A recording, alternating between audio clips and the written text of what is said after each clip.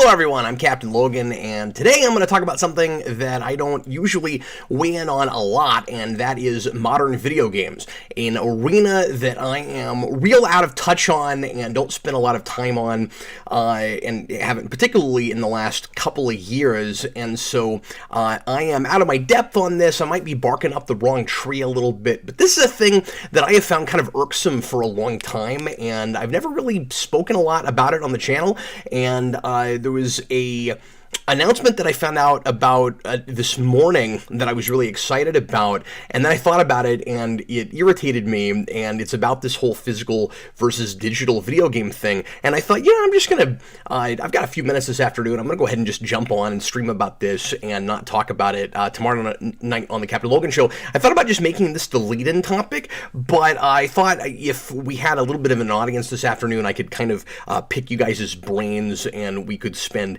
maybe a little bit of time on it. So I'm curious to know what you guys think about this, and if anybody considers this a hot take or anything.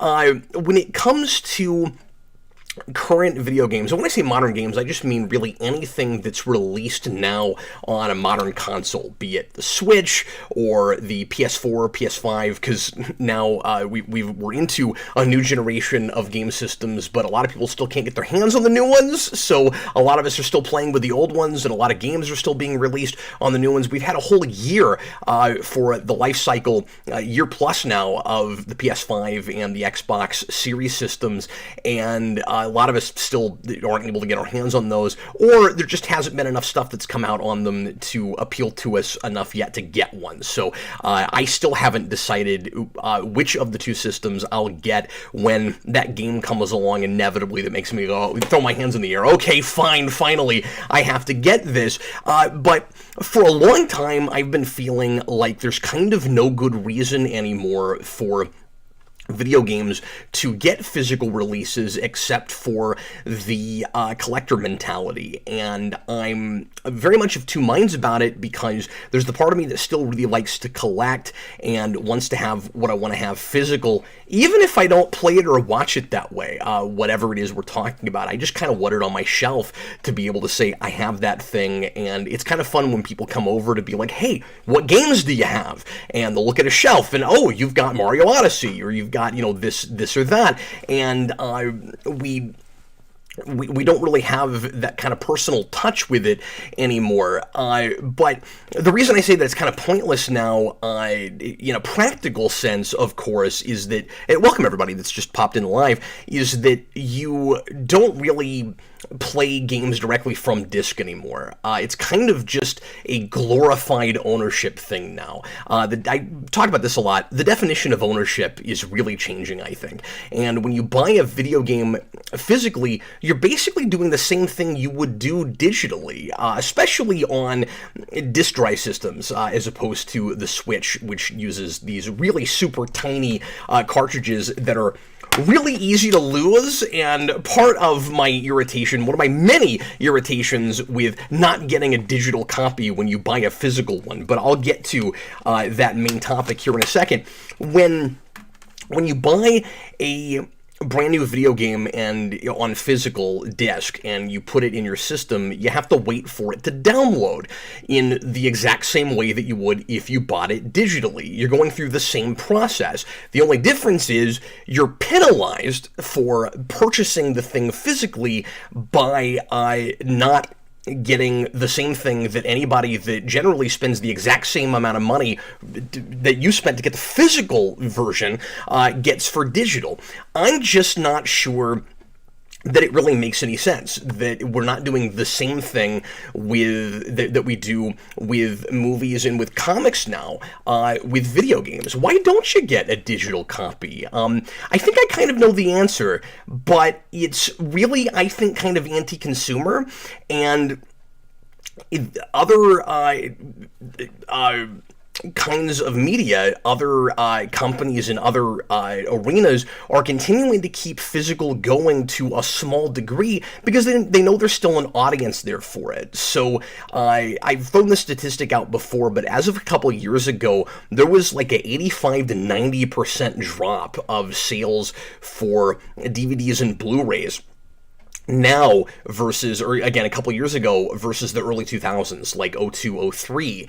And it doesn't seem like the movie industry is in any hurry to completely phase those things out. Because the argument with video games, I assume, is, and this is what it seemed like with the new generation of consoles, because I wondered why we weren't going completely 100% digital. Like, you've got the Series S with Xbox that I believe that's a completely, again, I'm kind of out of touch on all of this. I don't keep up real hard. But there are two, if I understand it, versions of the Series system for Xbox, and one has a disk drive and the other one doesn't. And PlayStation, I don't think, does that at all. I think theirs just has a disk drive. Let me know in the comments if I'm wrong, because I don't have one of either of those. But I wondered, how come it's not all just digital in the first place? Because most everybody's buying it that way, and it seems like we're being conditioned to not buy physical anymore. Again, I think we're being somewhat penalized for buying it physical in the first place. And I would sort of understand it if you bought a physical game and it cost more, and then the digital games were a great deal cheaper, so they could say, okay, you can still have a digital copy on top of your physical, you just have to pay a little bit more. But for the same reason that I never bought digital comics day and date, I'm not going to do it with video games either, because at least if I want the physical version, I'm going to pick between them. I don't want to double dip and have to pay the exact same price all over again. It's kind of the equivalent of buying an action figure and then buying a second one to take it out of the box and play with it. Makes no sense to do that with video games. It's no skin off the developers' backs, right? Like, they're not having to incur any extra costs by just letting you have a digital copy. So why do I want a digital copy in the first place if I bought a thing physical? One of the reasons, of course, like I said, is that especially with Nintendo, with Switch these days, these things are really, really easy to lose. And especially when you have children that play your Switch games, it's really easy to misplace them and to never be able to find them again, and they cost $60 when they first come out. New games are going up to $70 now on the other consoles. And the other thing is, as much as I would love a complete digital library on my Switch, because more and more I'm finding myself buying digital because it is really convenient, especially if you have to take this anywhere, to have your whole library on the thing.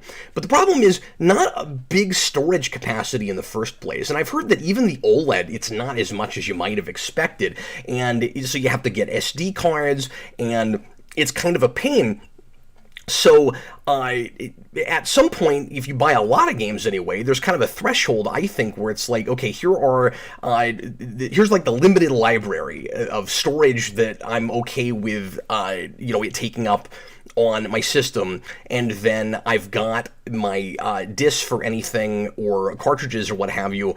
It's weird that it's 2022, we're still calling these things cartridges. I don't know what else to call them. They're not, I don't know, they're basically like micro micro SD cards. I don't know what else to call them but cartridges. But anyway, you have you can have the ones that you don't play as often, and then just pull them out and put them in when you're going to play them. But I just feel like if you could get a digital copy when you initially buy the physical, then it wouldn't be as big of a deal if you happen to lose it, and then, you still have the case, because again, I guess the discs, more of the game is on with, or the cartridges or whatever with Switch than on other systems, because you're basically, but by and large, you're basically just buying a box when you buy the physical version these days anyway. And some things, they're even putting out that way. It's kind of ludicrous, where it's like, okay, collectors, you get a box. There's nothing inside at all. That's been happening with these things. So anyway, let me backtrack a second and mention why I thought to talk about this today in the first place. And this is kind of the other part of that. because I said that one of the big reasons that I would like to have digital with physical is because you can lose them, and also just the principle of the thing. Like, I know this sounds like a first world problem, but you already get that with a lot of other media. How come video games don't do this? Okay, so, and maybe some do, but I've never seen it. And let me know in the comments if that's a thing, if there's like any companies that offer that I don't know about. But anyway, so this morning I found out that a classic game, because I'm mostly a retro gamer, that I've been really excited about coming out is House of the Dead Remake. And we're finally going to get that in the middle of this month. And nobody tell anybody, but I'm maybe getting that for Jason for his birthday, although I'm conflicted now because of the physical version. So we are getting a limited... Oh, that's fun. They're calling it the Limited Edition. I didn't even notice that. House of the Dead Remake is getting a limited edition on the Switch, and probably other platforms too. I'm going to get it on the Switch because you can use the Joy-Cons like a light gun. And it's $40 versus the $20 or $25, I guess, that the digital copy is going to be. But it comes out, and it's going to be a whole... like collector's edition that looks pretty cool. It's got stickers and things, character standees, random fun things, and then a really cool lenticular box. So I really want that in a physical, but I don't want to wait 6 weeks to get to play it, because the digital version is coming out this month. But if you want the physical and you want to pay extra to get that, you have to wait 6 weeks. So how come you can't buy this and then they let you go ahead and download it digital because you bought the game, and then 6 weeks later, you get your physical version? Like, am I asking too much for this? I just don't understand that. I feel like I alluded to earlier, that the argument... the strategy is probably, well, we're trying to phase out physical. We're trying to kind of educate people. This is the direction the industry is going. We're trying to force that to happen faster because it's better for our bottom line. Okay, but this has been going, so... I'm getting ahead of myself. So we have to make it less convenient to buy physical so that people will eventually just throw their hands in the air and go, I'm not buying physical anymore. Like I said earlier, I feel like the movie industry and the comic industry understand that there's always going to be, especially as long as you've got my generation and older. So at least for the next 40 years, I would say, at least there's going to be a contingent of people that want to collect things, that want physical stuff. So I don't understand if that's the reasoning, why the video game industry is treating it like a thing that we have to try to, totally phase out, especially if we're still doing collector's editions and stuff. Now it's something of a mixed message, right? I would think that you would want to, from a business standpoint, because I get that it's about making money, of course, but this is part of the bottom line too. Why can't you just treat it like an add-on, as opposed to having to penalize people for wanting things physically? Why don't you just limit the number of physical games across the board? How about you stop having thousands of copies of things that go to Walmart and Target and GameStop and Best Buy, etc., and everything is limited run, and you have a lot fewer copies physically available in the first place. But if you find out that there's enough of a demand that you can't meet it, then you up that number, but you just plan to sell out of them if the idea is that you don't want to sell those in the first place. I'm not for sure that that's what it is, but if that's, because I don't know what else the strategy would be. And then you say, either you get a digital copy with those things too, or you go, you can't have a digital copy, we're phasing out physical, and eventually you won't be able to get it that way. Sorry, that's the direction the industry is going. I don't like that. That's not what I want, but it is the direction things seem to be going, and I'm never going to get what I want. What I want is for the whole game to be on the disc or the cartridge. I want to be able to put the thing in and start playing 6 seconds after I bought it. That's what I want. And I'm never going to get that again. So at the very least, could I have my physical thing in the box that I maybe even keep in the shrink wrap if I want to, and put it on my shelf and go, there, I own it, I spent my $60, $70, whatever, and then be able to download the game and play it that way? Why can't I do it the same way I can do comics? Like, why can't I? Because with comics right now, you could buy a single issue, or even very often trades, and just go read the physical with the code that you get, or on Comixology, or in one of the services that offer streaming and digital reading, and keep the thing pristine, never touch it. Why can't I do that? So anyway, I'm interested to see if you guys, if anybody agrees with this, or if you guys think I'm totally out to lunch with this. But it seems to just kind of rub people the wrong way, or at least it rubs me the wrong way, and it makes me kind of just irritated with the whole industry and where it's at right now. There's a lot of kind of anti-consumer things like that going on. A lot of people complaining right now with Nintendo, this is a different topic, but with their, well, it's related though, because of game preservation. You've got Nintendo already shutting down the eShops for the Wii U and for the 3DS, and people are upset about that because of all the games that they never released physically that you could only play that way.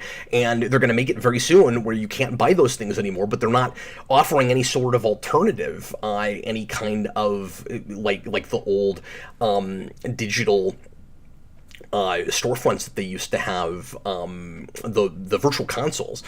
And their response was kind of ludicrous, and they were like, "Well, you still have we still have old games that you can play streaming if you pay for our monthly service or our yearly service."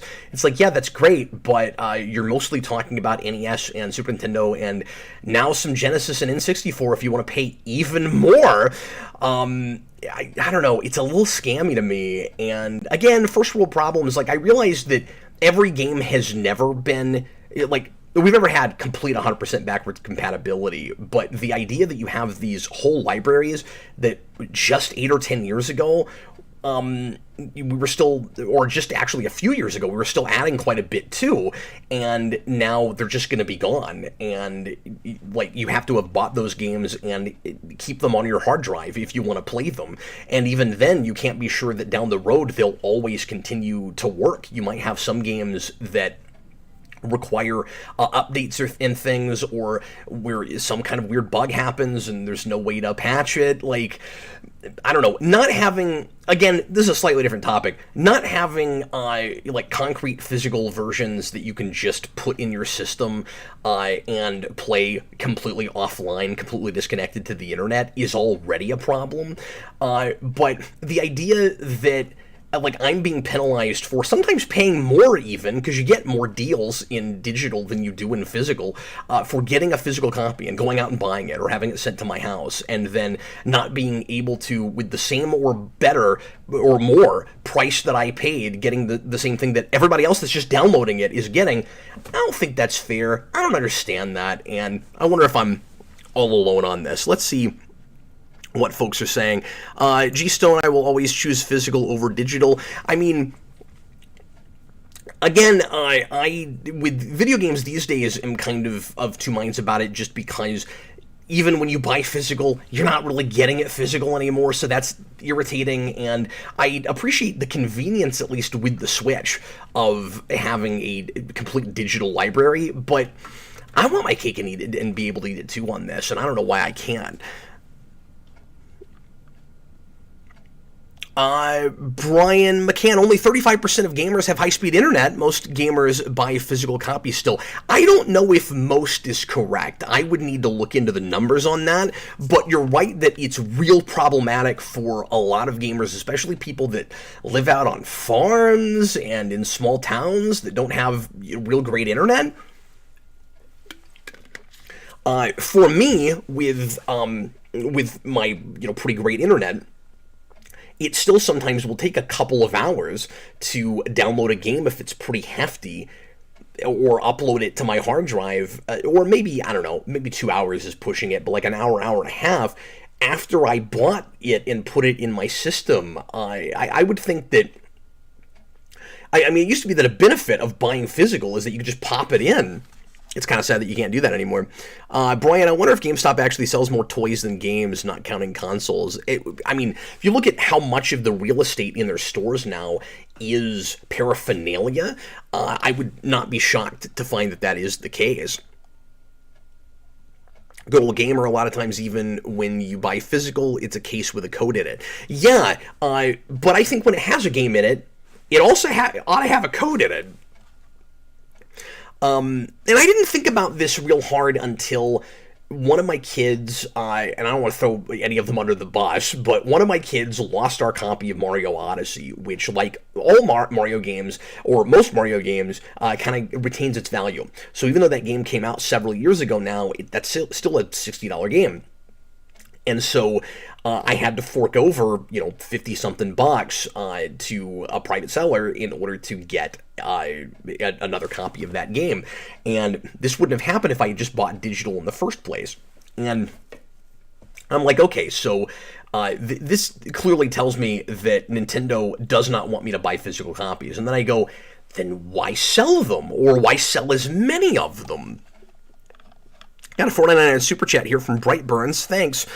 Purchased in analog Super NT. It wasn't cheap, but I got it anyway because I love the Super Nintendo, and I wasn't going to RGB mod one. Analog Super Nintendo. Okay. Oh yeah, interesting. Because you want to play with original hardware, and because of the convenience of being able to just put a thing in and play it and all of that.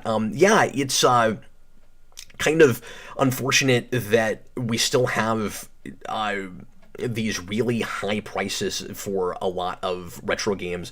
Super Nintendo has kind of retained its value more or less. It's not as nuts as it was a few years ago, I don't think, but just across the board, really, retro game collecting is harder than it used to be, and a lot of kind of analysts in the space keep talking about how the bubble has got to burst in the near future, and I've been kind of predicting that if it's going to happen soon, if it's going to happen in the next few years, it seems like now would be about the time when gas prices are skyrocketing and resources, not to get political or anything, but for various reasons, are looking like they're going to get scarcer.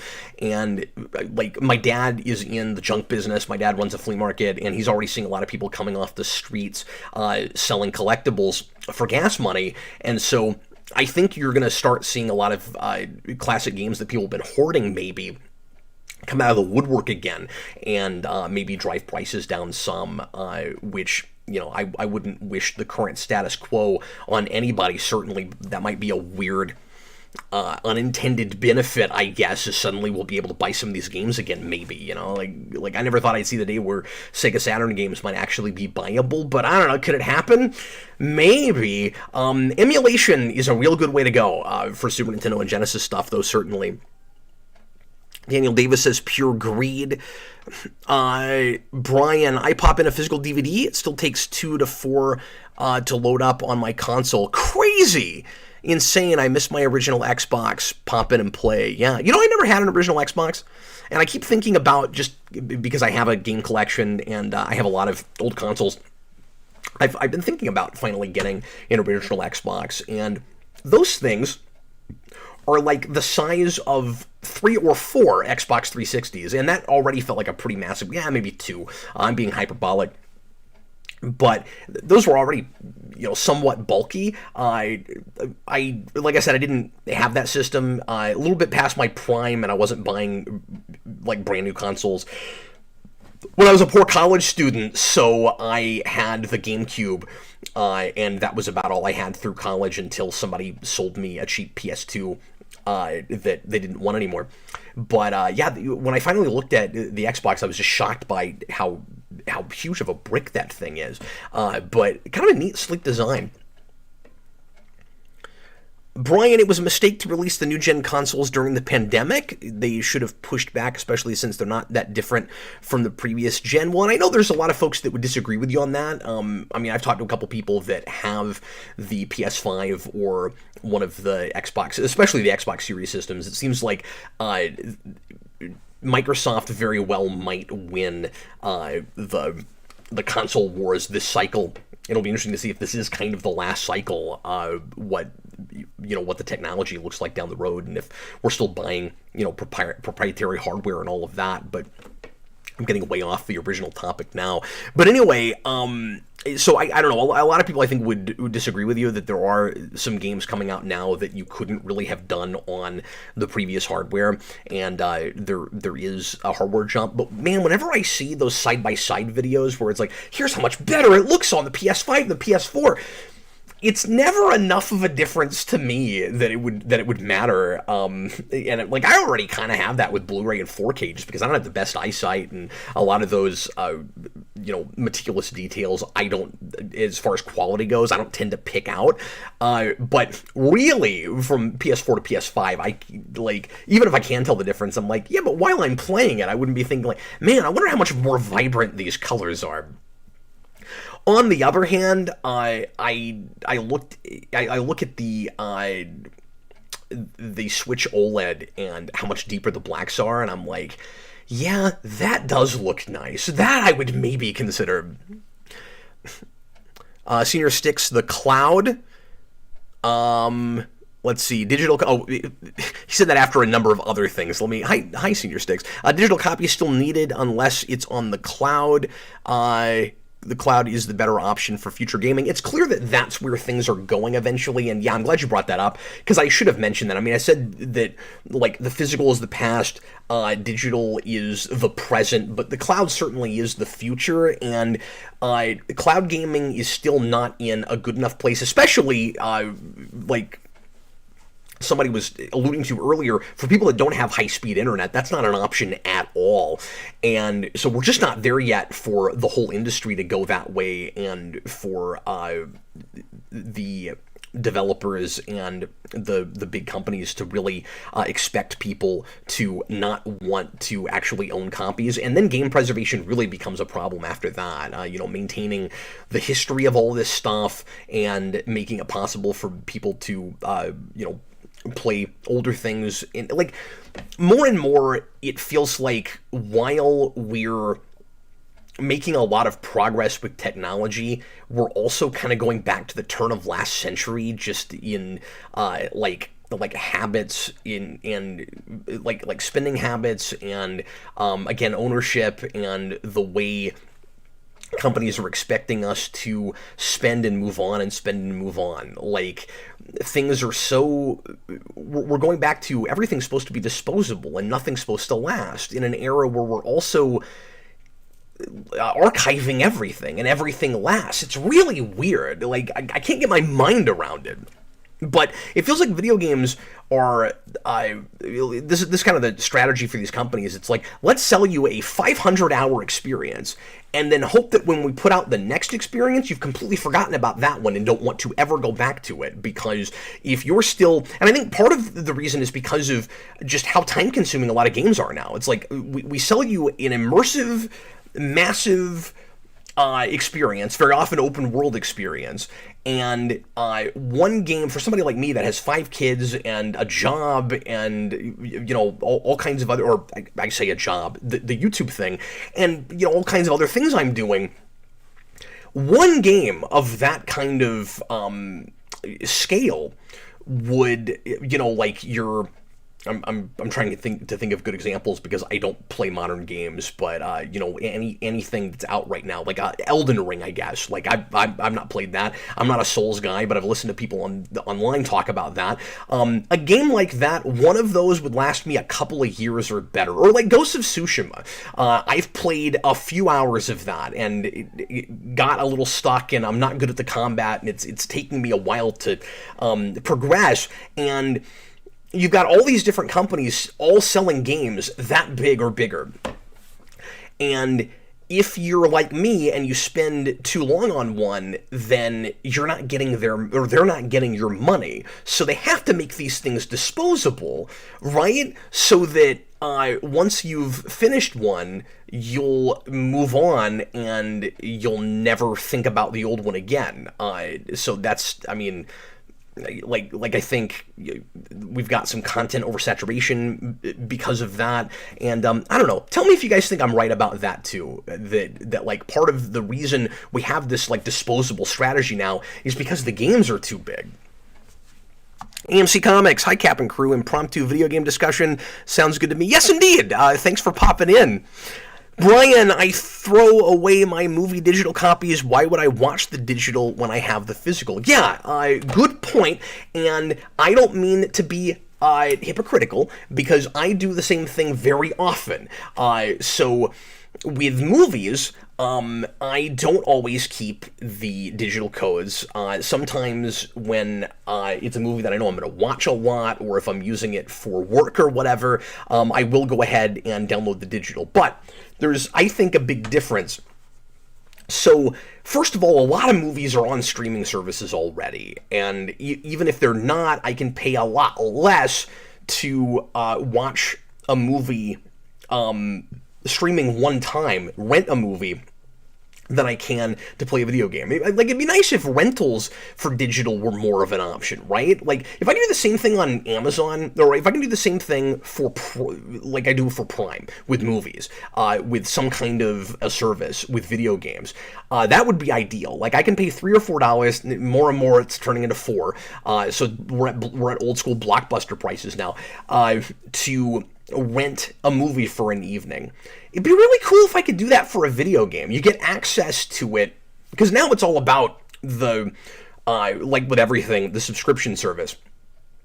But those are all real limited, of course, with what the libraries are. And PlayStation just announced their new one, and it sounds awful. And like, I've liked PS Now in the past, but I'm not going to do that anymore because that's getting insanely expensive, and they're not offering a lot that I'm going to care about. And I don't know, I'm not excited about that. I haven't looked into the library yet, but I know I'm not going to pay yearly what they want me to pay for that.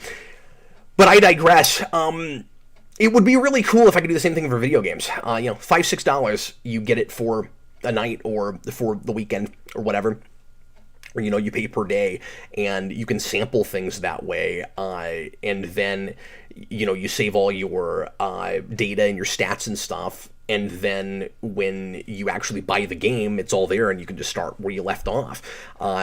Why isn't that more of a thing? That'd be nice. But anyway, so yeah, I do think it's different from movies to some degree. Now, it is nice to have a backup like that, and when I buy a physical movie, I don't buy it to get that digital code, but if I lose a movie, or if I scratch a movie up real bad, I realize Blu-ray, that's not as big of a 4K, not as big of a problem, but like, if I damage my disc or I mess it up or something, I'm not out as much money as I would be with games, and I would think that you probably wouldn't do the same thing, right, with games. Like, if you bought Mario Kart 8, and it came with a digital copy, and you spent $60 on this game, would you throw the digital copy away?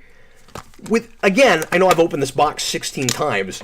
With as tiny as this is, would you throw the digital copy away when it's $60, and then maybe you lose this? And then you're done. Whereas if you bought it on digital, there wouldn't be anything physical to lose like that. Like, down the road, you might not be able to play it anymore once Nintendo shuts down the Switch store or whatever. Like, it better be in your hard drive. You better not ever need to download it again. Anyway, Tank Gunner, how do you feel about the Nintendo Online editions? I alluded to that earlier. It's a mixed bag, and I don't think it's very good at all.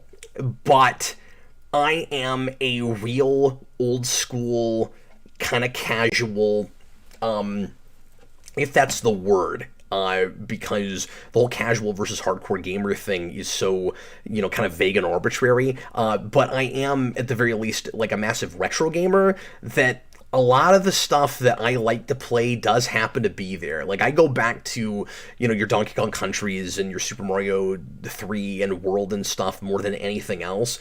So being able to play that stuff online and digitally for, a couple bucks a month, like $4 a month or, $60 a year, whatever it is kind of worth it to me. But boy, I miss the virtual console. I don't think it's enough bang for most people's bucks. I just happen to play the sorts of games that they have there more than I play anything else. So it's been nice for me. It is kind of weird, though, that a lot of what's there now, especially after the last couple of years when they've added Earthbound and some other things, most of the library of the NES and the Super Nintendo Classic are there. So I have both of those, and I don't pull those things out as often because they're just on my Switch now. The expansion pack, or whatever they're calling it, where you have to pay extra to get 64 games and Sega Genesis games and stuff, that's awful. I think that's preposterous. I don't know why they're doing that. People were already complaining really hard that all they're getting with their subscription is the ability to play online, which I've never thought you should have to pay for. A lot of analysts complain about that on YouTube. I agree with that. I don't think you should have to pay to play multiplayer online, be it with your Call of Duties or your Halos or whatever, or just your two-player Super Mario World like I sometimes play with Austin on my Switch. Like, it is really fun to be able to play 30-plus-year-old games with somebody in Canada, like that I appreciate. But yeah, I don't think you should have to pay to play something online like that and with people, and then to not include anything newer than, again, 25, 30 years ago is preposterous, especially looking at what the competition is doing, or at least what Microsoft is doing.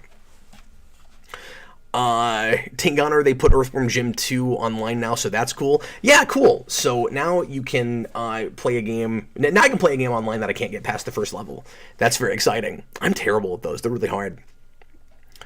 Tank Gunner, also, we never own digital games. Yeah, like Xbox Game Pass, I'm just renting out those games for a period of time and have it on my cloud, but it leaves every other month. Yeah, and again, even if you buy physical, you hardly own it, because when the online is eventually inevitably dead, like, if I take a Super Nintendo cartridge, and I don't mean to be a broken record, but if I go to the original hardware, and I take an old Super Nintendo cartridge, I take, Yoshi's Island or whatever, and I put it in my system, and I start playing, I don't have to worry that at some point a server is going to go, and I'm not going to be able to play that game anymore.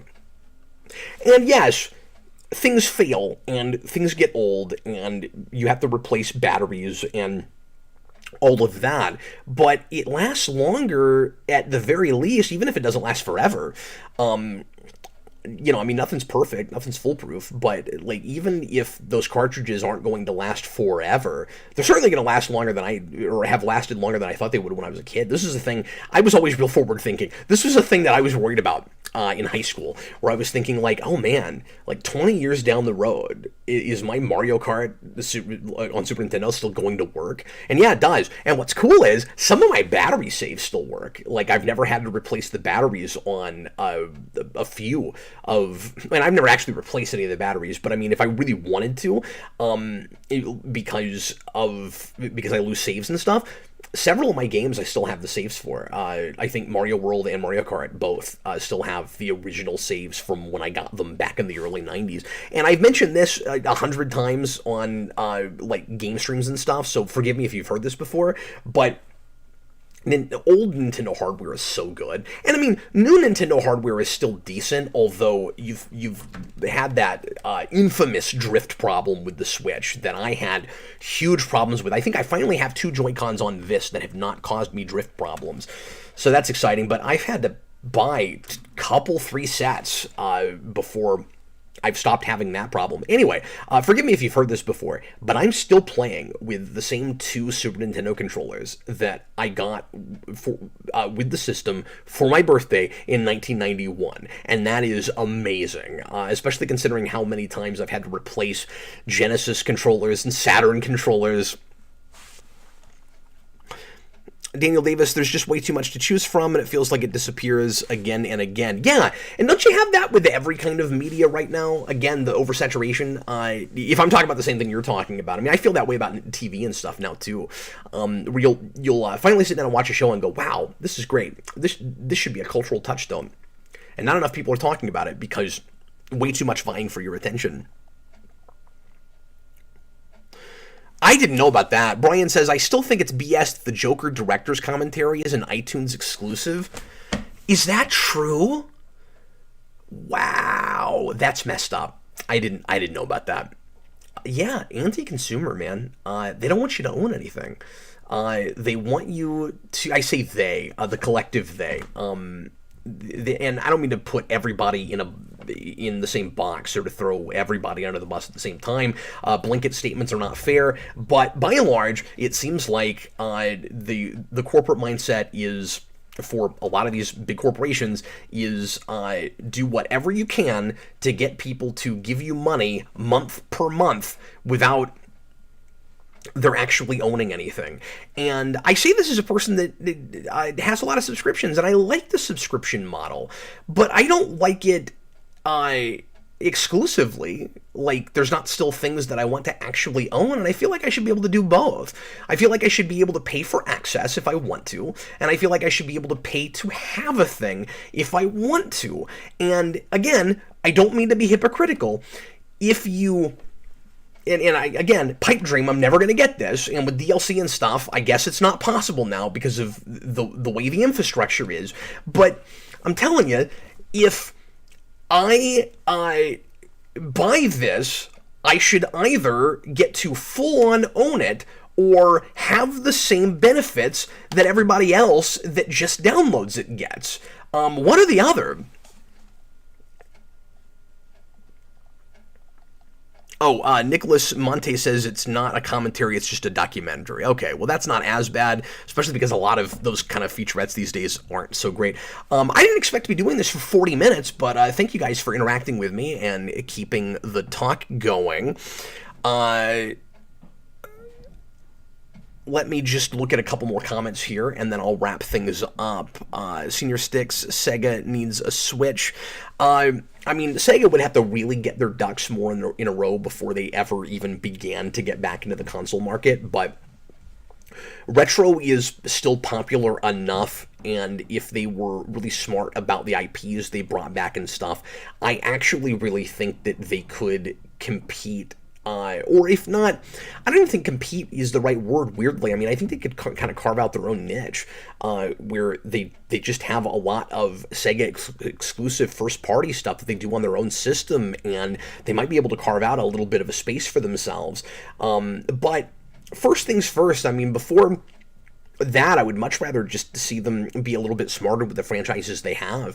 The best Sega games, like Sonic Mania and stuff, that have come out in a long time, at least for things that I care about. Because, like, I'm not a Yakuza guy. I've never played the Persona games, but for stuff that, for like, old school retro stuff from Sega that I really like, when they've continued their franchises, the best stuff has been when they've kind of licensed it out to other third parties and then just slap their name on it. And when they do it themselves, much of the time it seems like their hearts aren't in it, particularly with Sonic.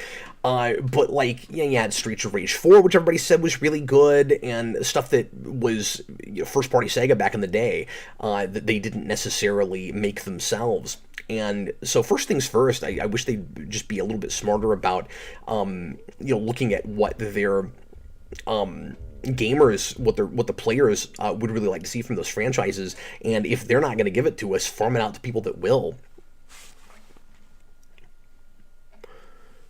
Joe Bear, do you feel this should be the same for books as well? I do. If I buy a physical book, why not throw in a digital copy? How do you feel about that applying to comics as well? Again, by and large, it does apply to comics right now, or at least it did a couple of years ago. I haven't bought, pardon me, I haven't bought anything new in a while, so I don't know if all the companies are still offering digital copies like they were, and if they're doing it for trades, because at least DC, and I think Marvel too, were even offering it for a lot of their trades for a while, if they're not still doing that. But yeah, I think books should definitely have that. I just feel like it would kind of incentivize people maybe to buy your physical stuff more. And again, if you don't want to incentivize that, then don't offer it in the first place, or don't offer as much of it. But I would think that, the collector, a lot of collectors would go, okay, I don't know if I'm ever going to actually crack this book open because it's not convenient. Like, I read everything on a Kindle or whatever, but it would be nice just to have that on my shelf, or to go get it signed by the author or something. If I got the digital copy with it, I'd go ahead and buy the physical book. It's just, if you have, this sounds so obvious and so dumb to say out loud, but if I feel like I have to say this, if you're offering a product, don't you want to sell it? Just, why are you competing with yourself like that? And at the very least, if you're going to offer a collector's edition later on, let me play it digital now. That drives me nuts, because my son's birthday is coming up, and he asked for that game. He and I are both really excited about the House of the Dead remake. That game, by the way, has never had, to my knowledge, a console port before. And I've always wanted to play through it. I think I found it one time in an arcade a few years ago, and a barcade somewhere, and got to play some of it. But, of course, Quarter Guzzler, I didn't get all the way through it. And now it's not only going to be available, but it's a really pretty looking remake. Some reviews came out just today. I haven't watched those yet. So hopefully it looks good. Or hopefully people are saying nice things about actually playing it. But the footage all looks fantastic. I'm really excited about it. So anyway, Jason's birthday is in 2 weeks. And if I get him the digital copy, he can play it on his birthday. If I get him the really cool collector's edition, he doesn't get to play the game until June. That's stupid. Like, why? And, like, you're gonna maybe lose money from me by doing it that way. Whereas, because, like, the collector's edition is $40. If you let me order it now, give me the digital code to play the day it comes out, I'm buying that in a heartbeat. You're getting $15 to $20 more out of me. I don't know. Business just doesn't seem to work the way it ought to, or maybe the way it used to, and I'm very confused about this.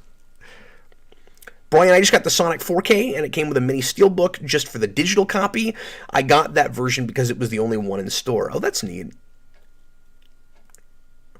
Yeah, that's crazy. Like, the digital copy itself got its own steelbook. That's strange. We live in a weird day and age now. AMC Comics, Cap, how much does the novelty of playing old full-blown console games on a handheld via Switch incentivize you to buy remasters on that console? Quite a bit, because of the convenience of handheld. Like, it's not, I mean, you're right, like, novelty, but it's also just real convenient. I don't take my Switch with me a lot, but if I go on a trip, it's really nice to be able to just pull out Sonic or something. And also, remasters, when they're done really well, can just be kind of a trip. Like, I don't have the same feelings about video game remasters that I do about movies, where, I want to preserve the original, so don't mess with it. With video games, I tend to feel a little bit differently about it. I mean, I don't want to completely pave over the old game. It'd be nice to be able to go back and play it the way it was. I really like it when I'm hesitating because I don't know if this has happened much. I was going to say, I guess I should say this in a different way. I would really like it if you had games, remastered games that would come out that would give you the option to play the original exactly the way it was. But playing on different hardware with a different controller, it's already going to be different. It's optimized differently, and it might run at a different frame rate, or it might be, even if it's not like full on remastered, it might be just upscaled, like the like Mario 64 was for the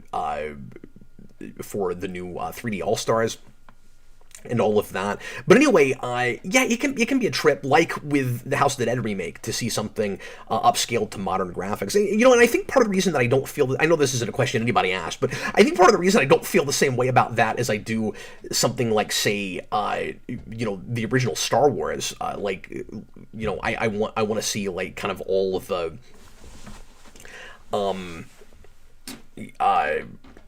what's the word I'm looking for? I want to see all of the flaws with that. I think, and maybe this is just me, I don't know. I think with movies, things get dated not as quickly as they do with video games, where you'll play something in 2002 and like some kind of 3D game and go, wow, this looks really realistic, and 5 years later, when you compare it to everything else on the market, you go, wow, it's crazy how much this isn't holding up. Like Arkham Asylum to Arkham City was night and day, and then Arkham City to Arkham Knight was night and day, and you're like, this is crazy. And that doesn't happen as much with movies, especially when stuff's shot practically. You had that some with CG, as that was developing real hard for exactly the same reason, of course. But yeah, I do really enjoy getting remasters and things, upscaled to look more modern. And let's see, Brightburn, Zone Super Chat. Love my iPhone. Missed the built-in headphone jack. I don't know what that has to do with anything, but I'm with you about the headphone jack. It is. And I don't like iPhone. I moved to Android and I'll never go back, but for a couple of reasons. But Apple customer service was a lot of it. Again, just anti-consumer stuff. But yeah, it's weird not to have headphone jacks. I don't like that. Rainbow Nightmare, I almost was tempted to buy All-Stars 3D, but never did, and it vanished. Sad, oh well. Yeah, that whole thing was weird, how limited that run was, and I don't know why they did it that way. I went out and bought it day one, because I knew it was going to be hard to get that pretty quickly. Brian, in your case, Cap, I just get the digital. Nothing beats the experience of getting it on your birthday. Yeah, but the slipcase and everything, it's really pretty. Because the problem is House of the Dead is one of my big franchises. And so, like, me personally, and again, yeah, Jason's birthday, for him, but see, then I'm going to have to buy it twice. That's the thing, is, like, I want the physical to be totally blunt about it, as much for me as for him. Like, I know he'll be excited about that, but I also really want that. But, like, I shouldn't have to buy it twice. I probably will go ahead and buy the digital and then just decide later if I'm getting the physical, but shouldn't have to do that. Well, guys, I'm going to go ahead and wrap up now, but thanks a lot for watching. Hope you had a good time with it. Tonight, I'm going to be back with Jason to do another father and son for you, and we're going to do an overview of the first season of Star Trek Enterprise, which Jason had never seen all of, but he really likes that show, and I've only shown him good episodes for the most part in the past, so now he's watching through it, warts and all, and it'll be fun to talk to him about it. So I hope if you are interested at all in Star Trek, you'll come in for that. And in the meantime, I was Captain Logan. Thanks for watching, and I'll see you again in just a few hours. Bye, everybody.